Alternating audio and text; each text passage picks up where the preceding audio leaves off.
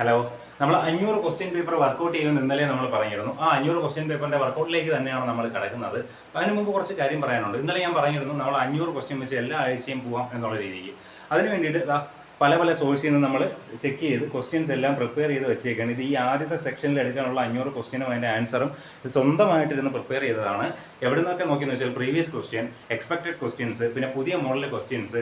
എൻ്റെ ഐഡിയയിൽ ഞാൻ IT കുട്ടികൾക്ക് ഞാൻ പ്രൈവറ്റ് IT പഠിപ്പിക്കുമായിരുന്നു. ആ IT കുട്ടികൾക്ക് പറഞ്ഞു കൊടുക്കുന്ന രീതിക്കുള്ള ക്വസ്റ്റ്യൻസ് ആ ഒരു രീതിക്കൊക്കെയാണ് നിമി വെച്ചുമൊക്കെ ഇതിൻ്റെ അകത്ത് ക്വസ്റ്റ്യൻസ് പ്രിപ്പയർ ചെയ്ത് വെച്ചിരുന്നത്. പക്ഷേ നമ്മളിടുന്ന ഭൂരിഭാഗം വീഡിയോസും ഫുൾ ആരും കാണാറില്ല. അപ്പോൾ ആദ്യം കുറച്ച് സെക്ഷൻ ഇട്ടതിന് ശേഷം, ആക്ച്വലി ഞാൻ ഫസ്റ്റ് പാർട്ട് എടുത്തതിന് ശേഷമാണ് ഈ വീഡിയോ ചെയ്യുന്നത്. ആദ്യം കുറച്ച് ക്വസ്റ്റ്യൻ എടുത്തതിന് ശേഷം അതിൻ്റെ റെസ്പോൺസ് കണ്ടിട്ട് ബാക്കിയുള്ള ക്വസ്റ്റ്യൻസ് അപ്ലോഡ് ചെയ്യാമെന്ന് വെച്ചതാണ്. മാത്രമല്ല ഇത് കഴിഞ്ഞതിന് ശേഷം എടുക്കാനായിട്ട് ഞാൻ നിങ്ങൾക്ക് കാണിച്ചു തരാം. ഇത് കഴിഞ്ഞതിന് ശേഷം എടുക്കാനായിട്ട് നമ്മുടെ ക്വസ്റ്റ്യൻ സീരീസ് കഴിഞ്ഞാൽ നമ്മുടെ 10 മൊഡ്യൂളാണ് നമുക്ക് എക്സാമിന് തന്നിട്ടുള്ളത്. 10 മൊഡ്യൂളും ഒരു ഗൈഡിൻ്റെ രൂപത്തിലും ആക്കിയിട്ട് ഓരോ മൊഡ്യൂളിലെ ഇമ്പോർട്ടൻ്റ് പോയിന്റ്സും അതിൻ്റെ എന്താ പറയുക എക്സ്പെക്റ്റഡ് ക്വസ്റ്റ്യൻസും എന്നുള്ള രീതിയിലും പ്രിപ്പയർ ചെയ്ത് വെച്ചിട്ടുണ്ട്. ഇത് തരാൻ വേണ്ടിയിട്ട് ഇതെല്ലാം സ്വന്തമായിട്ട് ഇത് ഞാൻ തുടങ്ങിയതാണ് എന്നുള്ള രീതിക്ക് സ്വന്തമായിട്ട് തന്നെയാണ് ചെയ്ത് വെച്ചേക്കുന്നത്. നിങ്ങളുടെ എല്ലാവരെയും ഇതെന്താണ് അഭിപ്രായം, എന്താണ് നിങ്ങൾ ഇത് ക്ലാസ് എങ്ങനെയാണ് ബെനിഫിറ്റ് ആവുന്നുണ്ടോ എന്നൊക്കെ അറിഞ്ഞിട്ട് ബാക്കി ചെയ്യാമെന്ന് വെച്ചിട്ടാണ് ഇതൊരു ഫസ്റ്റ് പാർട്ടായിട്ടാണ് നിലവിലിപ്പോൾ നിങ്ങൾക്കായിട്ട് തരാൻ പോകുന്നത്. ക്ലാസ്സിലോട്ട് പോകാം. ഓക്കെ. അപ്പോൾ നമ്മൾ 500 ക്വസ്റ്റ്യൻസ് ആണ് നോക്കാൻ പോകുന്നത്. നമുക്ക് ആദ്യത്തെ സെക്ഷനിലോട്ട് കിടക്കാം. ആദ്യം തന്നെ ആലോചിച്ച് വെച്ചേക്കുക, കറണ്ട് അളക്കാൻ ഉപയോഗിക്കുന്ന മീറ്റർ അമ്മീറ്റർ ആണ്, വോൾട്ടേജ് അളക്കാൻ ഉപയോഗിക്കുന്ന മീറ്റർ വോൾട്ട് മീറ്റർ ആണ്, പവർ അളക്കാൻ ഉപയോഗിക്കുന്ന മീറ്റർ വാട്ട് മീറ്റർ ആണ്, റെസിസ്റ്റൻസ് അളക്കാൻ ഉപയോഗിക്കുന്ന മീറ്റർ ഓം മീറ്റർ ആണ്, അങ്ങനെയെങ്കിൽ പവർ ഫാക്ടർ അളക്കാൻ ഉപയോഗിക്കുന്ന മീറ്റർ പവർ ഫാക്ടർ മീറ്റർ തന്നെയാണ്, എനർജി അളക്കാൻ ഉപയോഗിക്കുന്ന മീറ്റർ എനർജി മീറ്റർ ആണ്. എനർജി മീറ്ററിൻ്റെ മറ്റൊരു പേര് വാട്ട് അവർ മീറ്റർ എന്നാണ്. ഇതിലേക്കാണ് നമ്മുടെ കൊമേഴ്ഷ്യൽ എന്താ പറയുക വയറിങ് വന്ന് കയറുന്നത് എന്നുള്ളത് ആലോചിച്ച് വെച്ചേക്കുക. കൊമേഴ്ഷ്യൽ യൂണിറ്റ് ഓഫ് ഇലക്ട്രിസിറ്റി എന്ന് ചോദിച്ചാലും കിലോ വാട്ട് അവർ ആണ് എന്നുള്ള കാര്യം ആലോചിച്ച് വെച്ചേക്കുക. ഓക്കെ. ഇനി നമുക്കറിയാം റെസിസ്റ്റൻസിൻ്റെ യൂണിറ്റ് ഓം ആണെന്നറിയാം, കറണ്ടിൻ്റെ യൂണിറ്റ് ആംപിയർ ആണെന്നറിയാം, വോൾട്ടേജിൻ്റെ യൂണിറ്റ് വോൾട്ട് ആണെന്നറിയാം, പവറിൻ്റെ യൂണിറ്റ് വാട്ട്സ് ആണെന്നറിയാം, യൂണിറ്റ് വാട്ട്സ് ആണെന്നറിയാം. എനർജിയുടെ യൂണിറ്റ് ഏതാണ്? ജൂൾ ആണ്. എനർജിയുടെ യൂണിറ്റ് ഏതാണ്? ജൂൾ ആണ്. ഇനി commercial unit of electrical energy എന്ന് ചോദിച്ചാലാണ് KW പറയാനുള്ളത്. നിങ്ങൾ കൂടുതലും അങ്ങനെയാണ് ചോദിച്ച് കാണാറുള്ളതെന്ന് ആലോചിച്ച് വച്ചേക്കുക. പിന്നെ നോക്കുക, നമ്മുടെ ഓംസ് ലാ വെച്ചിട്ടുള്ള ഇക്വേഷൻ V=IR ഇത് എന്തുമായി ബന്ധപ്പെട്ടിരിക്കുന്നു വെച്ചാൽ അത് ഓംസ് ലാ ആണെന്ന് ആലോചിച്ച് വെച്ചേക്കുക. നേരത്തെ നമ്മൾ പറഞ്ഞു പവറിന്റെ യൂണിറ്റ്സ് വാട്ട്സ് ആണ്, എനർജിയുടെ യൂണിറ്റ് ജൂൾ ആണ്.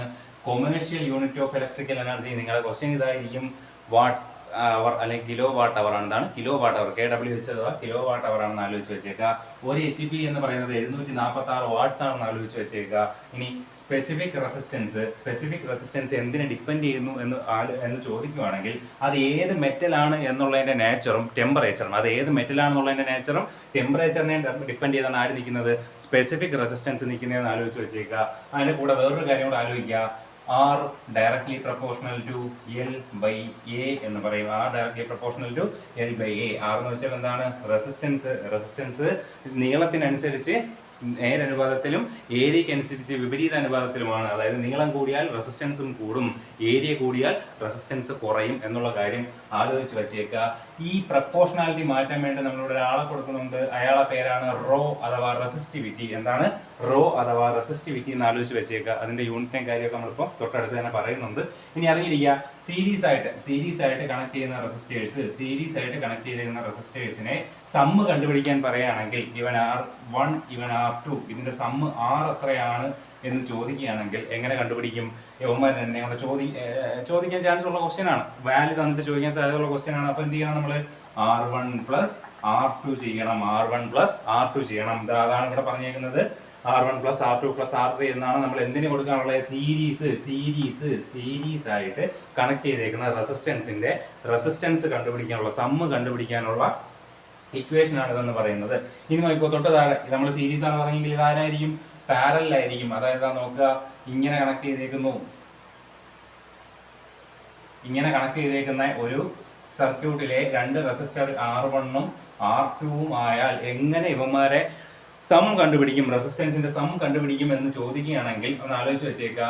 R = 1/R1 + 1/R2 ഇങ്ങനെ കണ്ടുപിടിക്കും. 1/R1 + 1/R2. ഇനി ഇതിനെ നമുക്ക് മോഡിഫൈ ചെയ്ത് വേറൊരു ഇക്വേഷനിൽ എഴുതാം. ഇതങ്ങ് പഠിച്ചു വെച്ചിരുന്നാലും മതി. 2 റെസിസ്റ്ററെ ഉള്ളെങ്കിൽ ഇത് പ്രയോഗിക്കാം. എന്താണ്? R1 R2 by R1 plus R2. ഇവിടെ ഒന്നുമില്ലേ, ഇവിടെ സിമ്പിൾ ഒന്നുമില്ല. അതിന്റെ അർത്ഥം എന്താണ്? ഇൻഡ് ചെയ്യുക എന്നുള്ളതാണ്. അപ്പം R1 R2 by R1 plus R2 എന്നുള്ള ഇക്വേഷൻ വെച്ചും നമുക്ക് പാരലൽ ആയിട്ട് കണക്ട് ചെയ്തേക്കുന്ന റെസിസ്റ്റൻസിന്റെ സമ്മ് കണ്ടുപിടിക്കാൻ പറ്റുമെന്ന് ആലോചിച്ച് വെച്ചേക്കുക. ഓക്കെ, അപ്പം 1 by R1 plus 1 by R2 plus 1 by R3 plus എന്നങ്ങനെ നമുക്ക് കൊണ്ടുപോകാം. അല്ലെങ്കിൽ നമുക്ക് എന്ത് ചെയ്യാം, R1 R2 രണ്ടെണ്ണമൊക്കെ ഉണ്ടെങ്കിൽ R1 R2 by R1 plus R2 വെച്ച് ചെയ്യാൻ പറ്റും. ഇവനെ ഓർത്ത് വെച്ചേക്കുക. ഓക്കെ, ഇനി എന്ത് ചെയ്യാം, അടുത്ത് എന്താണ് നമ്മൾ പറയുന്നത്? In parallel total resistance is less than smallest individual resistance. ഒരു പാരലൽ കണക്ഷനിൽ നമ്മൾ അവസാനം പറഞ്ഞ പാരലൽ കണക്ഷനിലെ ടോട്ടൽ റെസിസ്റ്റൻസ് R എന്ന് പറയുന്നതിന്റെ സം എടുക്കുമ്പോൾ അവിടെ കണക്ട് ചെയ്തേക്കുന്ന ഏറ്റവും ചെറിയ റെസിസ്റ്റൻസ് വാല്യൂവിനെക്കാട്ടിയും കുറവായിരിക്കും എന്നുള്ളതാണ് ഈ പറയുന്നത്. അതായത് പാരലൽ കണക്ഷനില് ടോട്ടൽ റെസിസ്റ്റൻസ് എന്ന് പറയുന്നത് കുറവായിരിക്കും. ആരെക്കാട്ടിയും? സ്മാളസ്റ്റ് ഇൻഡിവിജ്വൽ റെസിസ്റ്റൻസിനെ കാട്ടിയും കുറവായിരിക്കും അവിടുത്തെ ടോട്ടൽ റെസിസ്റ്റൻസ് എന്ന് പറയുന്നതെന്ന് ആലോചിച്ച് വെച്ചേക്കാം. ഇതൊക്കെ ഒരു സ്റ്റേറ്റ്മെന്റ് ആയിട്ട് ചോദിക്കാൻ സാധ്യതയുള്ളതാണ്, ചോദിക്കുന്നതാണ്. Okay, value of slip in A DC machine. എന്ന് വെച്ചാൽ അത് 0 ആണ്. ഫ്രീക്വൻസിയുടെ DCയുടെ ഫ്രീക്വൻസിയുടെ വാല്യൂ ചോദിച്ചാലും 0 ആണെന്ന് ആലോചിച്ച് വെച്ചേക്കാം. Value of slip in A DC machine എന്ന് ചോദിച്ചാൽ അവിടുത്തെ ആൻസർ 0 ആണ്. DCയുടെ ഫ്രീക്വൻസി എത്രയെന്ന് ചോദിച്ചാൽ അവിടുത്തെ ആൻസർ 0 ആണെന്ന് ആലോചിച്ച് വെച്ചേക്കാം. ഇനി KCL KVL എന്താണ്? ക്രിച്ച്ഹോഫിന്റെ കറണ്ട് ലായും ക്രിച്ച്ഹോഫിന്റെ വോൾട്ടേജ് ലായും. രണ്ട് ലായാണ് ക്രിച്ച്ഹോഫിനുള്ളത്. ഒന്ന് ക്രിച്ച്ഹോഫിന്റെ കറണ്ട് ലാ, രണ്ട് ക്രിച്ച്ഹോഫിന്റെ വോൾട്ടേജ് ലാ. ക്രിച്ച്ഹോഫിന്റെ കറണ്ട് ലാ എന്തുമായി ബന്ധപ്പെട്ടിരിക്കുന്നു എന്ന് ചോദിക്കാൻ ചാൻസ് ഉണ്ട്. എന്താണ്? ചാർജുമായി ബന്ധപ്പെട്ടിരിക്കുന്നു. ക്രിച്ച്ഹോഫിന്റെ വോൾട്ടേജ് ലാ എന്തുമായി ബന്ധപ്പെട്ടിരിക്കുന്നു എന്ന് ചോദിക്കാൻ സാധ്യതയുണ്ട്. അത് എനർജിയുമായിട്ടാണ് ബന്ധപ്പെട്ടിരിക്കുന്നതെന്ന് ആലോചിച്ച് വെച്ചേക്കുക. ക്വസ്റ്റ്യനും ആൻസറും നമുക്ക് വന്നിട്ടുള്ള ആ ഒരു രീതിക്കാണ് നമ്മൾ എടുത്തേക്കുന്നത്. പിന്നെ എക്സ്പെക്ട് ചെയ്യാൻ പറ്റുന്നത്, ന്യൂലി ഫോം ചെയ്യാൻ പറ്റുന്നത് എന്നുള്ള രീതിയൊക്കെയാണ് നമ്മൾ ഇവനെ ക്രിട്ടിസൈസ് ചെയ്ത് ക്രിയേറ്റ് ചെയ്ത് വെച്ചേക്കുന്നത്. അപ്പോൾ ആലോചിക്കണം, എല്ലാം ഏകദേശം അടുപ്പിച്ചടുപ്പിച്ച് ഇത് തന്നെയല്ലേ ഇതും അതും ഒന്നാണോ എന്നൊക്കെ തോന്നാൻ ചാൻസ് ഉണ്ട്. ഈ തന്നേക്കുന്ന എല്ലാം ക്വസ്റ്റ്യൻ ആയിട്ട് ചോദിച്ചിട്ടുള്ളതാണ്. ഒരു ചെറിയ വാക്ക് മാറിയാൽ തന്നെ അവിടുത്തെ കാര്യങ്ങൾ മാറിപ്പോകും. അപ്പോൾ അതനുസരിച്ച് വേണം പഠിക്കാൻ. ഇപ്പോൾ ഞാൻ എൻ്റെ ഒരു എക്സാമ്പിൾ കൂടെ കാണിച്ചാണ് ഈ ക്വസ്റ്റ്യൻ പറയാൻ പോകുന്നത്. നോക്കിക്കോളുക. ഒരു ഐഡിയൽ വോൾട്ടേജ് സോഴ്സിന്റെ ഇന്റേണൽ റെസിസ്റ്റൻസ് എത്രയെന്നാണ് അടുത്ത ചോദ്യം. Internal resistance of ideal voltage source എത്രയാണ് എന്നാണ് ചോദ്യം. അത് 0 ആണ്. ആലോചിച്ച് വെച്ചേക്കാം. വാട്ട് ഈസ് ദ എന്താ പറയാ, internal resistance of ideal voltage source എന്ന് ചോദിക്കുകയാണെങ്കിൽ അവിടെ 0 ആണ്. അതേപോലെ what is the internal resistance of A ideal current source എന്ന് ചോദിക്കുകയാണെങ്കിൽ അത് ഇൻഫിനിറ്റി ആണ്. അതെന്താണ്? ഇൻഫിനിറ്റി ആണ്. അതുപോലെ നോക്കിക്കോളുക, ഒരു ഐഡിയൽ അമ്മീറ്ററിന്റെ റെസിസ്റ്റൻസ് എത്രയെന്ന് ചോദിച്ചാൽ അത് 0 ആണ്. ഐഡിയൽ അമ്മീറ്ററിന്റെ റെസിസ്റ്റൻസ് എത്രയെന്ന് ചോദിച്ചാൽ 0 ആണ്. അതേപോലെ ഒരു ഐഡിയൽ വോൾട്ട് മീറ്ററിന്റെ റെസിസ്റ്റൻസ് എത്രയെന്ന് ചോദിച്ചാൽ അത് ഇൻഫിനിറ്റി ആണ്. ഇങ്ങനത്തെ സാധനങ്ങളൊന്നും മാറിപ്പോകരുത്. ഓക്കെ, ഇതാണ് പക്കയായിട്ട് പഠിച്ചുകൊണ്ട് പോയാൽ ആരെങ്കിലും ലക്കിനടിക്കുന്നവന്മാരൊന്നും ഇല്ല. അതൊക്കെ ഭയങ്കര റയറസ്റ്റ് ഓഫ് റയറസ്റ്റ് ആണ്. അതിൽ ഒരാളാവാനൊക്കെ ഭയങ്കര പാടാണ്. അപ്പൊ എന്ത് ചെയ്യുക, പഠിച്ചു തന്നെ വെച്ചേക്കുക. ഇതവിടെ നോക്കിക്കോ, ഒരു ഐഡിയൽ വോൾട്ടേജ് സോഴ്സിന്റെ ഇന്റേണൽ റെസിസ്റ്റൻസ്, ഐഡിയൽ വോൾട്ടേജ് സോഴ്സിന്റെ ഇന്റേണൽ റെസിസ്റ്റൻസ് 0 ആണ്. ഐഡിയൽ കറണ്ട് സോഴ്സിന്റെ ഇന്റേണൽ റെസിസ്റ്റൻസ് ഇൻഫിനിറ്റി ആണ്. ഓക്കെ, ഒരു ഐഡിയൽ അമ്മീറ്ററിന്റെ റെസിസ്റ്റൻസ് 0 ആണ്. ഒരു ഐഡിയൽ അമ്മീറ്ററിന്റെ റെസിസ്റ്റൻസ് 0 ആണെങ്കിൽ ഒരു ഐഡിയൽ വോൾട്ട് മീറ്ററിന്റെ റെസിസ്റ്റൻസ് ഇൻഫിനിറ്റി ആണ്. എന്താണ്? ഇൻഫിനിറ്റി ആണെന്ന് ആലോചിച്ച് വെച്ചേക്കുക. ഇനി നോക്കിക്കോളൂ മക്കളെ, ടെമ്പറേച്ചർ കൂടുമ്പോഴത്തേക്ക് റെസിസ്റ്റൻസ് കുറയുന്ന പ്രക്രിയയാണ് നമ്മൾ, അല്ലെങ്കിൽ ആ ഒരു പ്രോസസ്സിനെയാണ് നമ്മൾ നെഗറ്റീവ് ടെമ്പറേച്ചർ കോയിഫിഷ്യന്റ് എന്ന് പറയുന്നത്. അതുള്ള ആരൊക്കെയാണ് എന്നൊക്കെയാണ് ഇവിടുത്തെ ചോദ്യം. അങ്ങനെയാണെങ്കിൽ കൂടുതൽ നമുക്ക് ഓപ്ഷനിൽ കണ്ടുകൊണ്ടിരിക്കുന്ന ഓപ്ഷൻ കാർബൺ ആണ്. അല്ലെങ്കിൽ എന്താ പറയുക, കാർബൺ സെമി കണ്ടക്ടർ പോലത്തെ ആൾക്കാരെയാണ് കാണുന്നത്. അല്ലെങ്കിൽ ഏതെങ്കിലും സെമി കണ്ടക്ടേഴ്സിനെ ആയിരിക്കും അവിടെ കൊടുത്തേക്കുന്നതെന്ന് ആലോചിക്കുക. കാർബൺ സെമി കണ്ടക്ടർ ആണ് കൂടുതൽ ആൻസർ ആയിട്ട് വരുന്നത് എന്ന് ആലോചിച്ച് വെച്ചേക്കുക. അതായത് negative temperature coefficient of resistance ഉള്ള ആളിൽ പ്രധാനിയാണ് കാർബൺ എന്ന് ആലോചിച്ച് വെച്ചേക്കുക. അല്ലെങ്കിൽ ഏതെങ്കിലും സെമി കണ്ടക്ടർ ഒക്കെ ആയിരിക്കും അവിടെ വരുന്നതെന്ന് ആലോചിച്ച് വെച്ചേക്കണം കേട്ടോ. അടുത്ത EMF of fully charged lead acid battery ആണ് ചോദിച്ചേക്കുന്നത്. ഇലക്ട്രോ മോട്ടീവ് ഫോഴ്സ് ആണ് EMF. EMFന്റെ ഫുൾ ഫോം തന്നെ പരീക്ഷയ്ക്ക് ചോദിക്കാം. ഇലക്ട്രോ മോട്ടീവ് ഫോഴ്സ് ആണ്. EMF എന്തിന്റെ EMF വെച്ചാൽ ഫുള്ളി ചാർജ് ചെയ്തിട്ടുള്ള ഒരു ലെഡ് ആസിഡ് ബാറ്ററിയുടെ EMF എത്രയാണെന്നാണ് ചോദിച്ചിരിക്കുന്നത്. 2.1 വോൾട്ട്സ് ആയിരിക്കും. 2.1 വോൾട്ട് ആയിരിക്കും എന്ന് ആലോചിച്ച് വെച്ചേക്കുക. 2.1 വോൾട്ട് ആയിരിക്കും എന്ന് ആലോചിച്ച് വെച്ചേക്കുക. ഇനി ഈ ലെഡ് ആസിഡ് ബാറ്ററിയിൽ 2 ഇലക്ട്രോഡുകളുണ്ട്. ഒന്ന് പോസിറ്റീവും അടുത്തത് നെഗറ്റീവും. പോസിറ്റീവായിട്ട് കൊടുക്കുന്ന ഏതാണെന്ന് ചോദിക്കാറുണ്ട്. ഏതാണ്? PbO2 ആണ്. ലെഡ് പെറോക്സൈഡ് ആണ്. എന്താണ്? ലെഡ്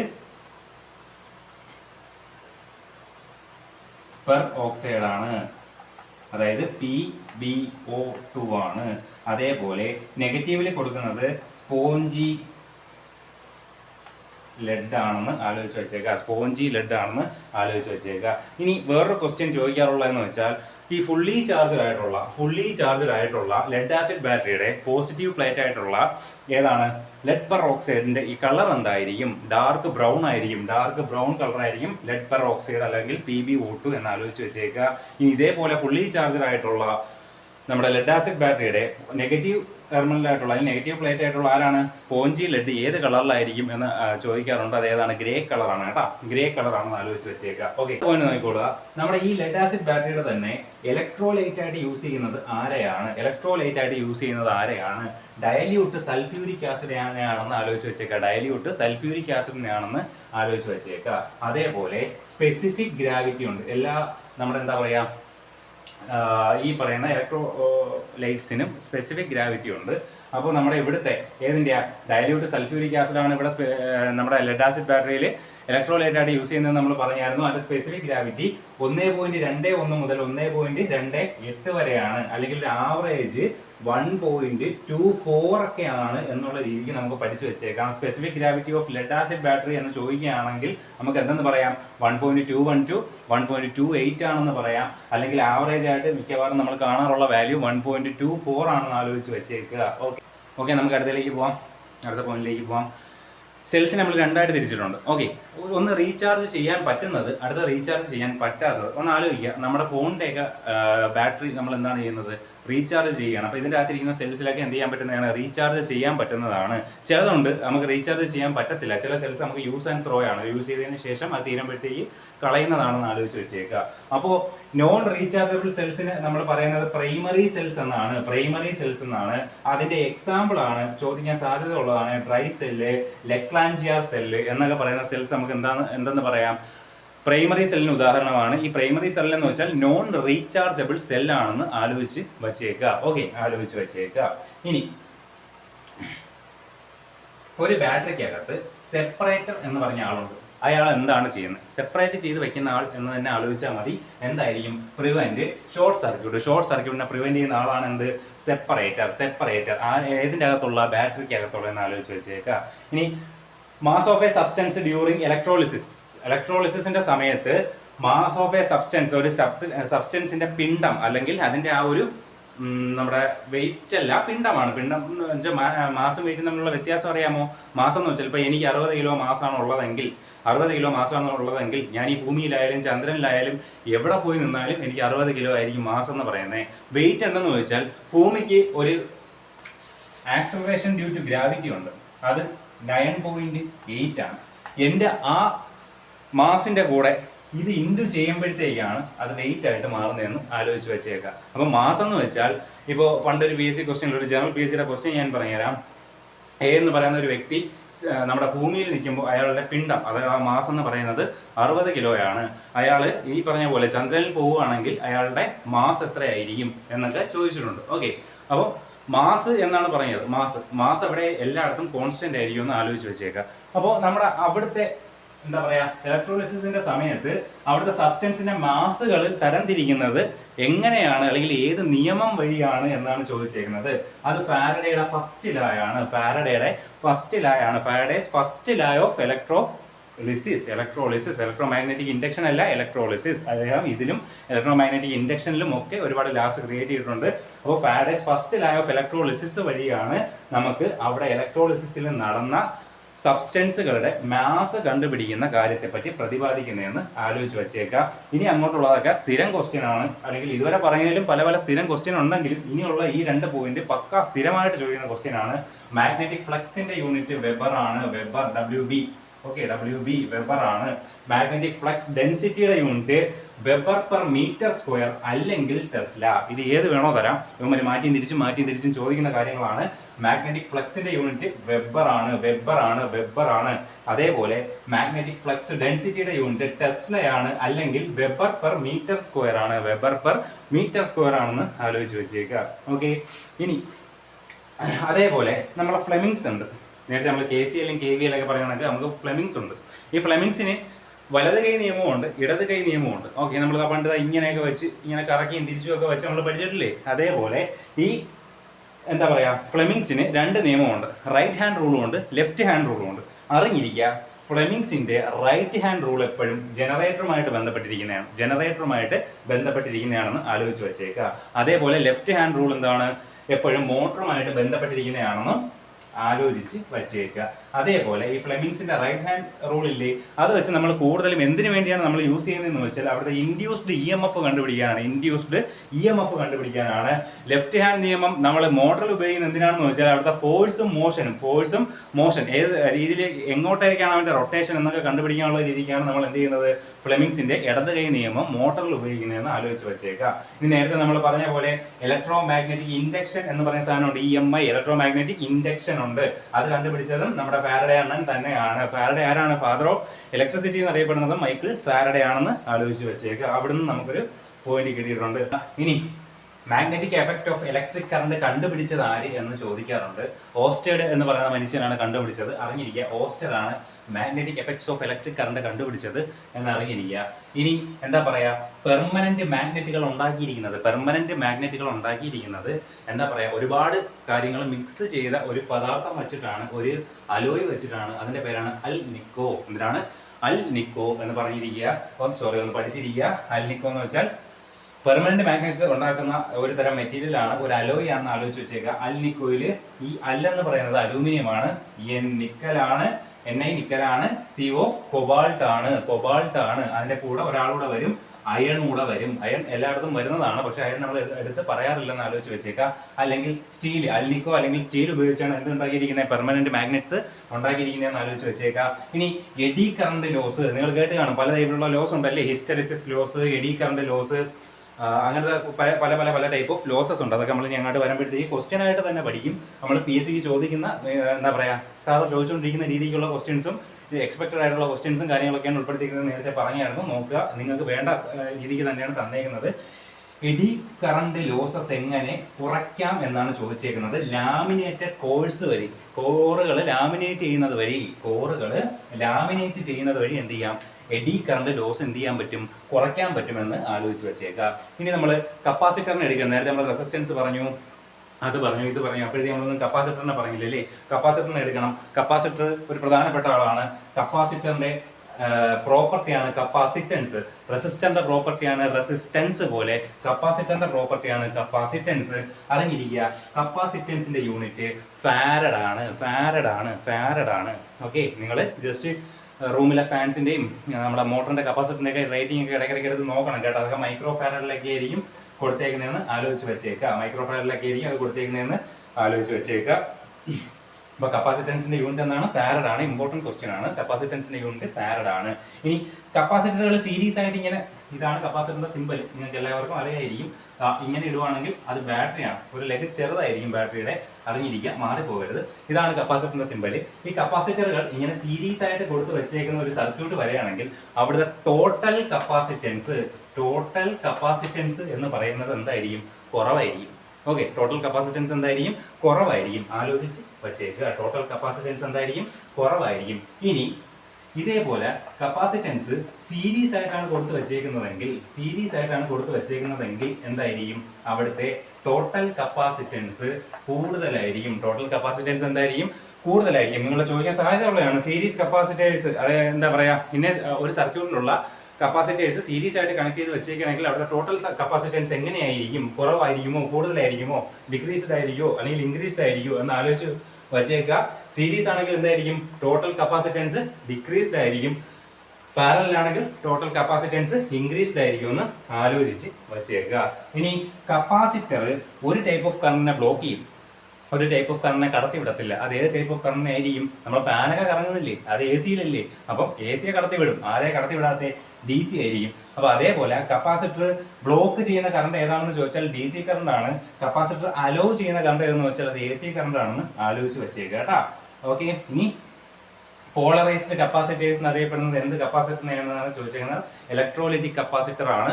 ഈ കപ്പാസിറ്ററിന്റെ അകത്ത് നമ്മൾ എന്ത് ചെയ്യും? ഒരു ഡൈ ഇലക്ട്രിക് മെറ്റീരിയൽ നിറയ്ക്കും. അതനുസരിച്ചാണ് നമ്മൾ കപ്പാസിറ്ററിന് പേരിടുന്നത്. ഇലക്ട്രോലിറ്റിക് കപ്പാസിറ്റർ അതിലൊരു ടൈപ്പ് കപ്പാസിറ്റർ ആണ്. ആ ഇലക്ട്രോലിറ്റിക് കപ്പാസിറ്ററിനെ നമ്മൾ പോളറൈസ്ഡ് കപ്പാസിറ്റർ എന്ന് വിളിക്കും എന്ന് ആലോചിച്ച് വെച്ചേക്കുക. ഇനി കുറച്ച് കാര്യം പറയാം. മെഗർ കേട്ടിട്ടില്ലേ? മെഗർ ഇൻസുലേഷൻ റെസിസ്റ്റൻസ് ചെക്ക് ചെയ്യാനും കണ്ടിന്യൂറ്റി ചെക്ക് ചെയ്യാനും നമ്മൾ യൂസ് ചെയ്യുന്ന മീറ്റർ ആണ് എന്തെന്ന് പറയുന്നത്? മെഗർ എന്ന് പറയുന്നത്. ഓർത്തിരിക്കുക, മെഗർ എന്തിനാണ്? ഇൻസുലേഷൻ റെസിസ്റ്റൻസും കണ്ടിന്യൂറ്റി ഒക്കെ ചെക്ക് ചെയ്യാനായിട്ട് നമ്മൾ യൂസ് ചെയ്യുന്ന മീറ്റർ ആണ്. ഇനി ഇലക്ട്രീഷ്യന്മാർ അല്ലെങ്കിൽ ലൈൻമാൻമാര് ക്ലാമ്പ് മീറ്റർ ഉപയോഗിച്ച് കറണ്ട് ചെക്ക് ചെയ്യാറുണ്ട്. ക്ലാമ്പ് മീറ്റർ ഉപയോഗിച്ച് കറണ്ട് ചെക്ക് ചെയ്യാറുണ്ട്. ഓക്കെ, അല്ലെങ്കിൽ ഒരു എന്താ പറയാ, ഗാൽവനോമീറ്റർ എന്തിനു യൂസ് ചെയ്യുന്നു അങ്ങനെ ചോദിക്കാം. നമ്മളെ ചെറിയ കറണ്ടിന്റെ വരെ ഡിഫ്ലക്ഷൻ കണ്ടുപിടിക്കാൻ ഉപയോഗിക്കുന്ന സാധനത്തിന്റെ പേരാണ്, മീറ്ററിന്റെ പേരാണ് ഗാൽവനോമീറ്റർ. ഓക്കെ, നിങ്ങൾ കണ്ടു കാണും. നിങ്ങൾ പല പല എക്സ്പെരിമെന്റ് ഒക്കെ ചെയ്തപ്പോൾ വീസ്റ്റൺ ബ്രിഡ്ജ് എന്നുള്ള സാധനം എക്സ്പെരിമെന്റ് ഒക്കെ ചെയ്തപ്പോഴത്തേക്ക് അതിൻ്റെ ഇടയ്ക്ക് സെന്റർ സീറോ ഗാൽവനോമീറ്റർ എന്നൊക്കെ പറയും. ഒരു ഗാൽവനോമീറ്റർ നമ്മൾ പഠിച്ചായിരുന്നു. ഒരു ചെറിയ കറണ്ട് ഡിഫ്ലക്ഷൻ ഉണ്ടെങ്കിലും കാണിക്കാൻ വേണ്ടിയിട്ട്. അപ്പോൾ കറണ്ടിന്റെ തന്നെ മീറ്റർ ചോദിക്കുമ്പോഴത്തേക്ക് പല പല ടൈപ്പ് ചോദിക്കാം. അപ്പോൾ ഓരോരോ ക്വസ്റ്റ്യൻ ബേസ് ചെയ്ത് പഠിച്ച് പോവുകയാണെങ്കിൽ അത് നന്നായിരിക്കും. ചെറിയ കറണ്ടിന്റെ എന്താ പറയാ, ചെറിയ ഫ്രാക്ഷൻ ഓഫ് കറണ്ടിന്റെ വരെ പ്രസൻസ് അളക്കുന്ന മീറ്ററിന്റെ പേര് ഗാൽവനോമീറ്റർ എന്നാണ്. ഗാൽവനോമീറ്റർ എന്നാണ്. ലൈൻമാൻമാര് കറണ്ട് എന്ന് വെച്ചാൽ എന്താ പറയാ, ഇൻസുലേഷൻ കളയാതെ നമുക്ക് എന്ത് ചെയ്യാം? ആ ക്ലാമ്പ് മീറ്ററിന്റെ ഒരു കൊളുത്തുണ്ട്, നിങ്ങൾക്ക് അറിയാമായിരിക്കും. തുറന്നതിന് ശേഷം അതങ്ങ് ക്ലോസ് ചെയ്യുവാണെങ്കിൽ എന്ത് ചെയ്യും? നമുക്ക് അതിലൂടെ പോകുന്ന കറണ്ടിന്റെ റേറ്റിംഗ് ഒക്കെ എത്രയാണെന്ന് അറിയാൻ പറ്റും. ഓക്കെ, അതിന്റെ പറയുന്ന പേര് ക്ലാമ്പ് മീറ്റർ എന്നാണ്. അങ്ങനെ പല പല കാര്യങ്ങൾ നമുക്ക് പഠിക്കാനായിട്ടുണ്ട്. ഓക്കെ, അപ്പോൾ അടുത്ത വീഡിയോയിൽ കാണാം. ബൈ.